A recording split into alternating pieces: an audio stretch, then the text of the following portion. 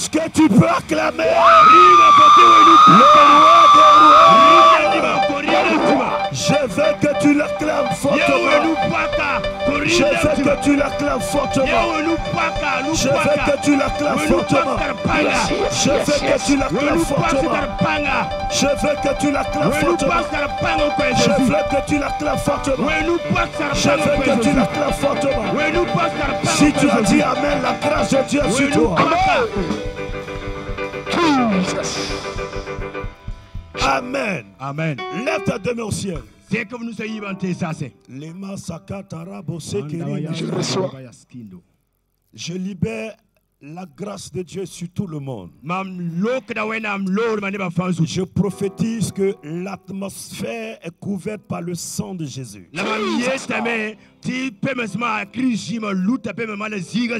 Tout esprit qui ne glorifie pas le nom de Jésus est sous mes pieds. Je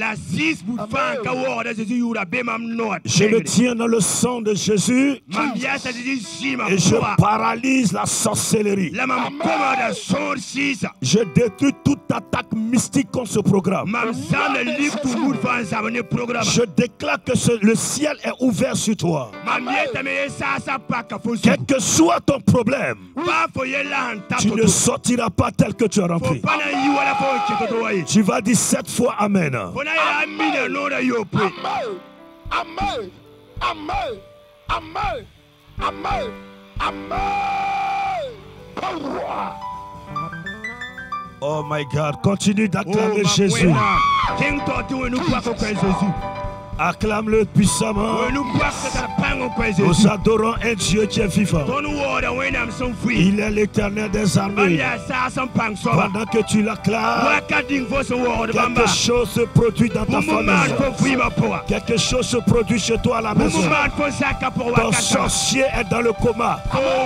Ton serpent est dans le coma. Ton serpent est dans le coma. Ton serpent est dans le coma. Ton serpent est dans le coma. Ton serpent est dans le coma. Ton serpent est dans le coma. Ton serpent est dans le coma. Celui qui dit Amen fort. Le thème de ce programme est que le serpent de ma maison meurt. Autrement dit, que le serpent à domicile meurt.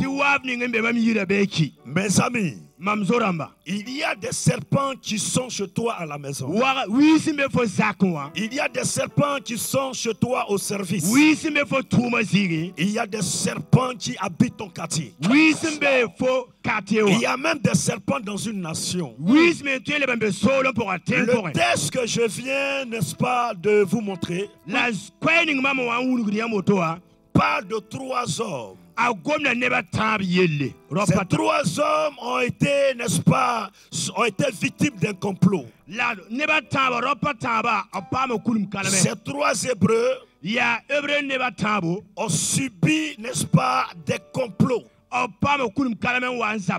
Et ces complots venaient de leurs propres collègues.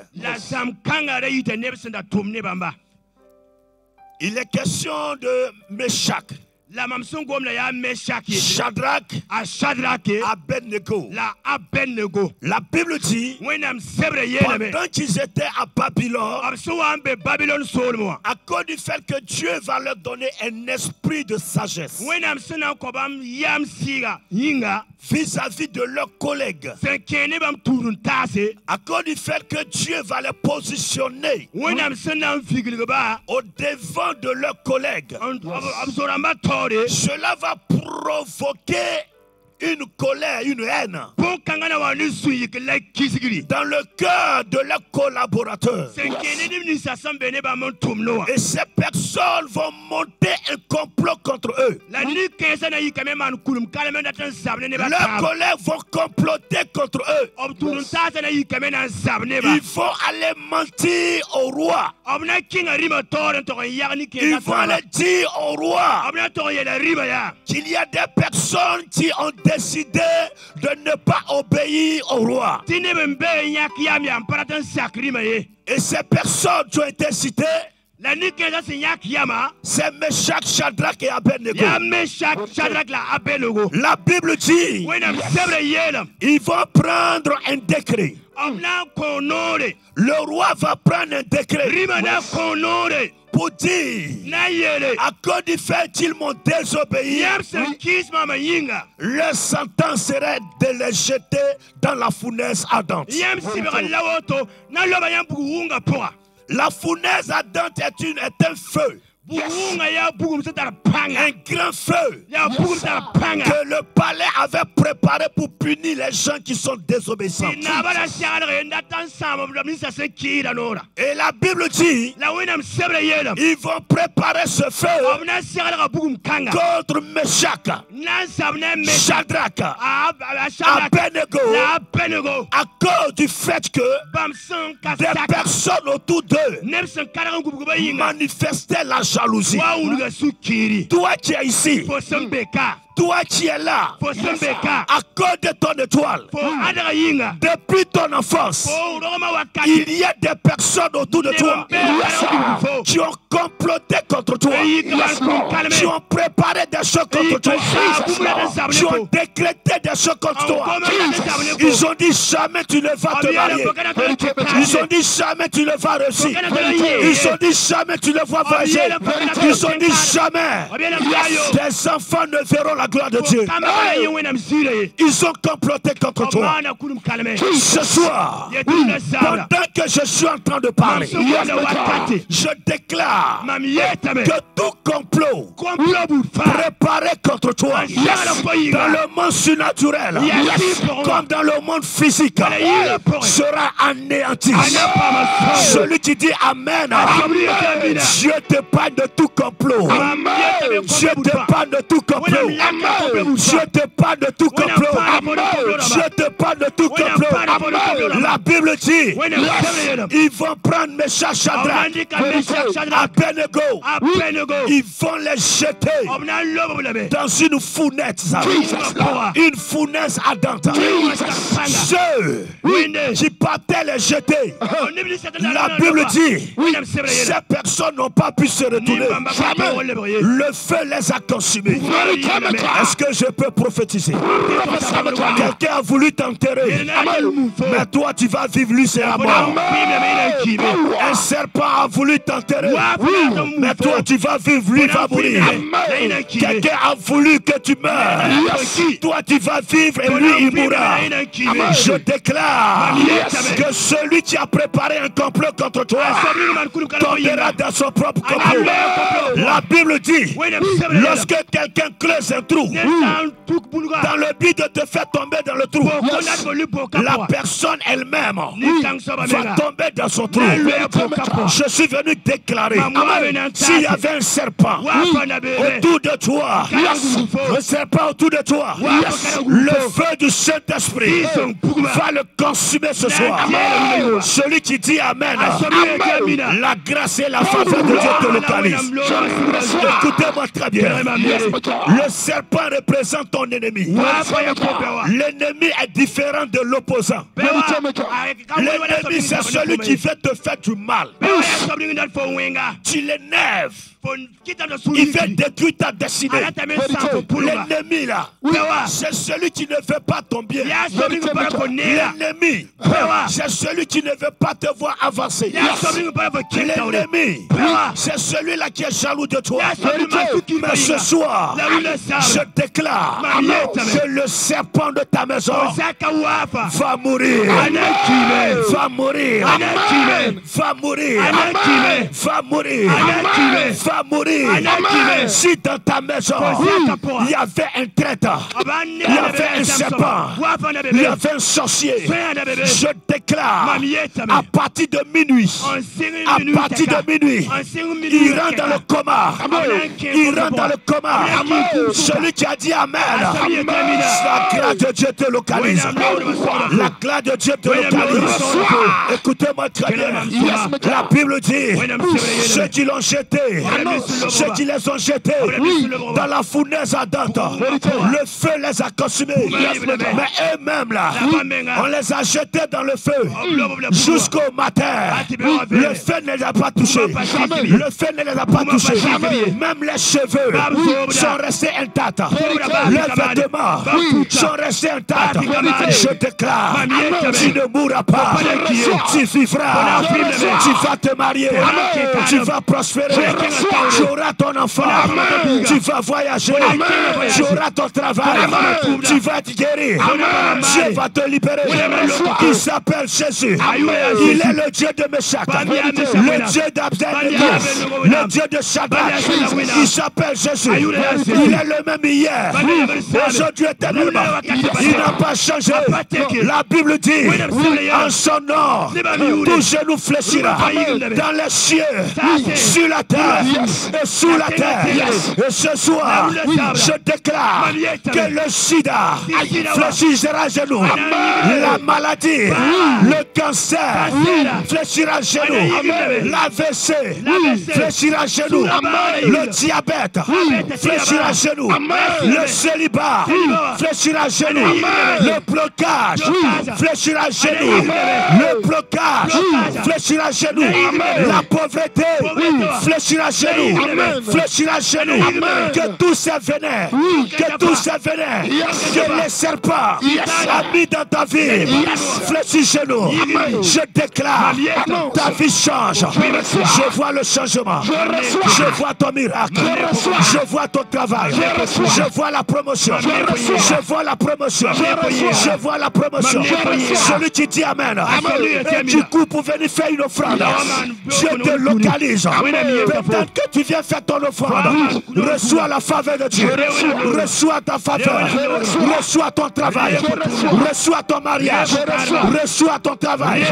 Reçois ton visa. Reçois ton visa. Ton œil pour professeur. Come on. Le serpent va mourir. Écoutez-moi très bien. La Bible dit, les propres frères de David vont prendre David et ils vont vendre David. Comment ses propres frères peuvent le vendre tout simplement parce qu'il a raconté un songe.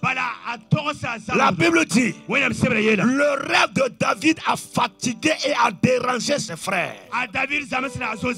Pardon, le rêve de Joseph a dérangé ses frères. Écoutez, ta vision dérange quelqu'un. Ton rêve dérange quelqu'un. Tes projets dérangent quelqu'un. Tes affaires dérangent quelqu'un. Et la personne que ça dérange est chez toi à la maison. Le serpent là, il n'est pas loin. Il est dans ta maison. Écoutez-moi très bien. Quel est le mystère du serpent? Au départ, le serpent marchait. Le serpent marchait. La Bible dit, c'est lorsque Dieu va maudire le serpent que le serpent va commencer à ramper. Ce serpent va commencer à marcher sur son ventre. Ça veut dire qu'au départ, le serpent avait deux pattes. Il y a des hommes qui ressemblent au serpent parce qu'en eux se trouve un venin. En eux se trouve un poison. En eux se trouve, n'est-ce pas, un poison. Lorsque ce poison vient dans ton corps, ce poison commence à te tuer. Ce poison commence à te détruire. Mais Jésus a dit que quelqu'un va écraser la tête du serpent. Il dit, la postérité de la femme écrasera le serpent. La postérité de la femme. Qui est cette femme? Il est question de l'église. La postérité de la femme écrasera le serpent. Et dans le livre de Luc, il est écrit, Luc 10, au verset 19. Il dit, voici, je vous ai donné le pouvoir de marcher sur les serpents, sur les scorpions, sur toute la puissance du diable. Et rien ne pourra vous nuire. Pendant que je parle, je te vois en train d'écraser le serpent de ta maison. Celui qui voit un serpent dans sa maison,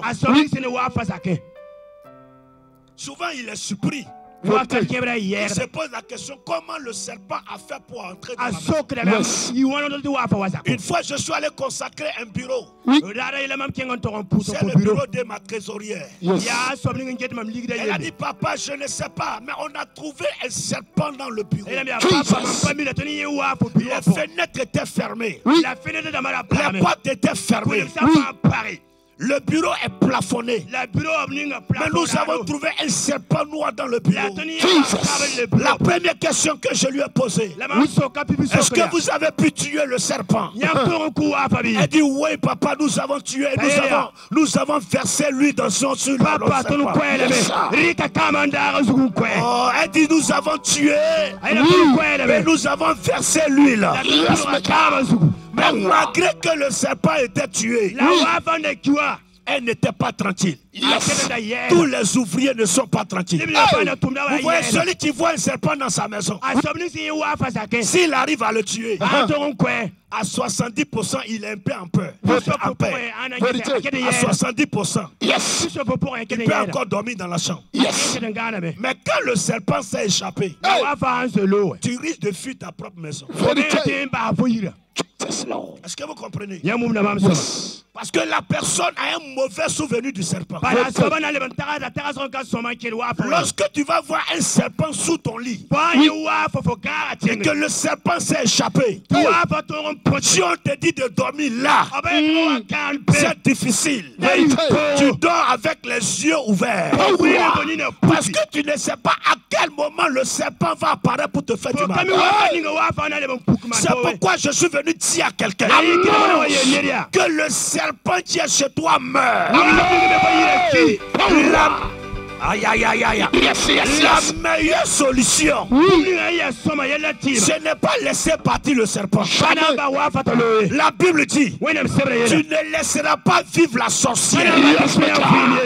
La sorcière a les mêmes caractéristiques qu'un serpent. Et si la Bible dit, on doit tuer le sorcier, celui qui voit un serpent, sa première réaction, il cherche à courir. Mais à un moment donné, il s'arrête, il cherche un bois et il cherche la tête du serpent. Pendant que je parle, je vois dans ta main un poids spirituel, un poids spirituel, un poids spirituel.